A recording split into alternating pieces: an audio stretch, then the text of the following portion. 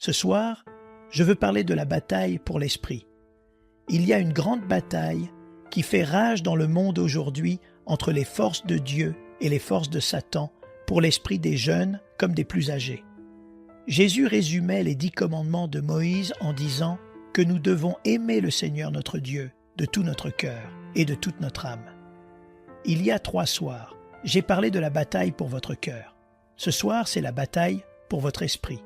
Dans le post-standard de Syracuse de lundi, nous avons lu la possibilité pour les scientifiques de transplanter un cerveau sain dans la tête de quelqu'un dont l'esprit dysfonctionne. J'aimerais en faire partie. Plus je vieillis, plus je commence à croire que mon esprit dysfonctionne car je n'arrive pas à me souvenir de certaines choses dont je devrais me rappeler. Pas trop nombreuses encore. Mais je veux que vous vous tourniez avec moi vers le 10e chapitre de la 2e épître aux Corinthiens, et ces mots en commençant par le 3e verset. Si nous marchons dans la chair, nous ne combattons pas selon la chair. En d'autres termes, nous sommes engagés dans une guerre. Si vous êtes chrétien, vous êtes engagé dans une guerre. Pas un terrain de jeu, pas un terrain de basket, pas un stade de football, mais vous êtes engagé sur un champ de bataille. Car les armes avec lesquelles nous combattons ne sont pas charnelles, mais elles sont puissantes par la vertu de Dieu pour renverser des forteresses. L'apôtre Paul a dit « Je vais utiliser des armes qui seront nouvelles pour vous, mais elles vont faire tomber les forteresses du diable. » Et ce sont des armes spirituelles, la parole de Dieu, la prière et la puissance du Saint-Esprit. Puis il a dit « Nous renversons les raisonnements et toute hauteur qui s'élève contre la connaissance de Dieu, et nous amenons toute pensée captive à l'obéissance de Christ. » Une personne qui vit dans l'Esprit devrait avoir chaque pensée en obéissance à la personne du Seigneur Jésus-Christ. J'ai vu à Paris cette grande statue que Rodin a construite, appelée le Penseur. Derrière toutes les inventions, toutes les guerres et tous les livres se trouve le pouvoir de la pensée. C'est de cela qu'il s'agit dans cette université. Ce n'est pas seulement un endroit où l'on produit de grandes équipes sportives, mais c'est un endroit où l'on apprend aux gens à penser et on leur enseigne que le côté académique de l'université est la partie principale de l'université. Maintenant, les pensées sont puissantes pour nous nuire et puissantes pour nous aider. La Bible dit « Ce qu'un homme pense dans son cœur, il l'est ». Comment pensez-vous? Que traverse votre esprit? À quoi pensez-vous quand vous êtes seul? Quelqu'un a dit « Une vie simple et une haute pensée ne font plus qu'un ». Une des choses les plus importantes dans notre vie est de savoir qui va contrôler notre esprit. Proverbe 16, 32 dit « Celui qui est lent à la colère vaut mieux qu'un héros, et celui qui est maître de lui-même que celui qui prend des villes. » Cela signifie maîtriser les pensées de votre esprit. Vous passez beaucoup de temps seul. Beaucoup d'entre vous le font. Donc, votre esprit est votre seul compagnon. À quoi pensez-vous? De quoi parlez-vous à votre esprit? C'est votre seul compagnon. Ésaïe le prophète a dit « À celui qui est ferme dans ses sentiments, tu assures la paix, parce qu'il se confie en toi. » Gardez-vous votre esprit fixé sur Christ, et si vous détournez votre esprit de Christ et que vous le portez sur des choses auxquelles vous ne devriez pas penser, priez-vous. « Seigneur, pardonne-moi et aide-moi à ramener mon esprit sur Christ. » Je le fais souvent. La Bible dit tout d'abord que l'entendement, votre entendement, est ennemi de Dieu. Votre entendement ne veut rien faire de Dieu pour commencer.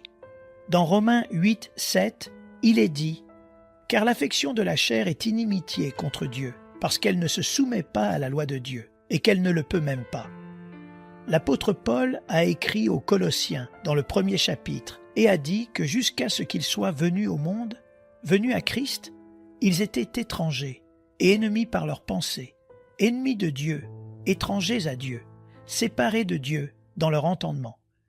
Et votre entendement faisait partie de cette décision. Un tel entendement n'obéira pas à la loi de Dieu. Il se soumet au péché, il pense aux choses de la chair. La Bible met en garde contre le fait d'avoir ce genre d'entendement, charnel et charnel, cet entendement qui est dominé par le diable ou par l'égoïsme. Et puis l'entendement n'est pas seulement ennemi de Dieu, mais c'est aussi un entendement aveuglé.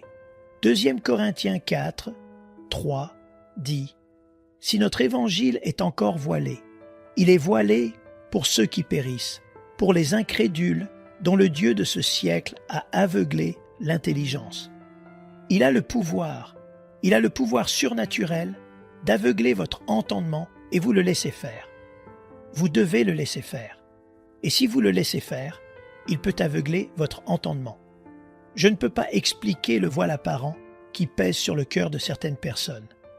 Beaucoup de gens très proches du royaume de Dieu, beaucoup de gens entourés d'une famille croyante. Je connais un jeune homme en ce moment, entouré d'une famille croyante, élevé dans l'église, lisant pour Dieu. Il a entendu les bénédictions dites à table, à chaque repas. Et aujourd'hui, il est complètement à la dérive, dans la drogue, le sexe et tout le reste. Aveuglés par le Dieu de ce monde, ils sont captifs de la volonté de Satan. Et beaucoup de gens me disent « Je ne comprends pas, j'ai entendu ça toute ma vie, j'ai essayé de croire, mais je n'y arrive pas. » Ils sont aveuglés. Et la seule personne qui peut ouvrir vos yeux à la vérité est le Saint-Esprit. Et vous devez lui demander de venir et d'ouvrir vos yeux surnaturellement, ce qu'il fera ce soir avant que vous ne partiez d'ici, si vous le lui permettez. Oui, votre entendement est en inimitié avec Dieu. Votre entendement est aveuglé par le diable. Mais il y a aussi l'entendement incertain dont parle la Bible dans Luc 12. Jésus a dit « Ne vous inquiétez pas ». La Bible met en garde contre la personne irrésolue. Jacques dit « Car il ressemble au flot de la mer, agité par le vent et poussé de côté et d'autre. » Qu'un tel homme ne s'imagine pas qu'il recevra quelque chose du Seigneur. Homme irrésolu, inconstant dans toutes ses voies. Et cela implique l'idée d'une personne qui souhaite s'assurer des deux mondes. Vous voulez un pied au ciel et un pied dans les plaisirs de cette lumière, et vous ne pouvez pas. Vous devez aller dans un sens ou dans l'autre. Il y a donc beaucoup d'entre vous qui sont déchirés entre vos plaisirs et vos appétits coupables et votre désir du ciel. Et vous savez que vous ne pouvez pas avoir les deux, et vous devez faire un choix. Jésus a dit qu'il y a deux chemins dans la vie. Il y a le chemin large qui mène à la destruction. Il y a le chemin étroit qui mène à la vie éternelle. Et il y a une porte étroite. Et cette porte est la croix. Oui, nous avons des entendements qui sont ennemis de Dieu. Nous avons des entendements qui sont aveuglés par le diable. Nous avons des entendements incertains. Et puis il y a l'entendement souillé. Paul a écrit à Tite au sujet de certaines personnes qui sont toujours des menteurs, et leur intelligence et leur conscience sont souillées. Nous avons aujourd'hui des drogues, des médicaments et de l'alcool qui modifient de l'entendement, toutes sortes de choses qui changent nos entendements. Nos entendements deviennent souillés. Nous pouvons vivre si longtemps avec nos imaginations et nos fantasmes qui sont mauvais et contraires aux enseignements des Écritures que nos entendements deviennent souillés. Et les mauvaises pensées sont le suicide de l'âme. Maintenant, vous ne pouvez pas empêcher les mauvaises pensées de venir de votre entendement. Je ne veux pas vous donner une fausse impression. Vous ne pouvez pas empêcher les mauvaises pensées d'entrer dans votre entendement. C'est comme les oiseaux. Vous ne pouvez pas les empêcher de voler au-dessus de vous, mais vous n'avez pas à les laisser faire leur nid dans vos cheveux. Et certains d'entre nous laissent les mauvaises pensées faire leur nid dans notre entendement. Des pensées de jalousie, des pensées qui mènent à la colère, des pensées qui mènent aux mauvaises passions. Quand Jésus a chassé les démons, cet homme était dans son bon sens. Nous avons donc dans la Bible des entendements qui sont en inimitié avec Dieu, ils sont aveuglés par le diable, ce sont des entendements incertains et des entendements souillés. Mais vous pouvez aussi avoir un entendement renouvelé. La Bible dit dans Romains 12, 2, « Ne vous conformez pas au siècle présent, mais soyez transformés par le renouvellement de l'intelligence. » Vous pouvez être transformé ce soir. Vous pouvez être changé ce soir. Vous pouvez avoir tous vos péchés pardonnés ce soir, parce que Christ est mort sur la croix et a versé son sang pour vous. Et c'est merveilleux de rentrer chez soi ce soir et de savoir que chaque péché est pardonné. Non seulement pardonné, mais vous êtes justifié comme si vous n'aviez jamais péché. Et Dieu l'a ressuscité des morts, et il est vivant, prêt à transformer votre entendement ce soir, et à transformer votre corps, et à tout transformer en vous. Tout votre style de vie devra changer. Mais le Saint-Esprit sera là pour vous aider à le changer. cela ne veut pas dire que vous ne pécherez plus jamais. Cela signifie que si vous péchez, vous serez immédiatement convaincu par le Saint-Esprit en vous. Vous confesserez votre péché et demanderez à Dieu de vous pardonner. Et il vous pardonnera. Oui, il y a l'entendement renouvelé. Éphésiens 4, 23 dit « à être renouvelé dans l'esprit de votre intelligence ». Avez-vous eu votre entendement renouvelé et transformé en vous, repentant et en recevant Christ?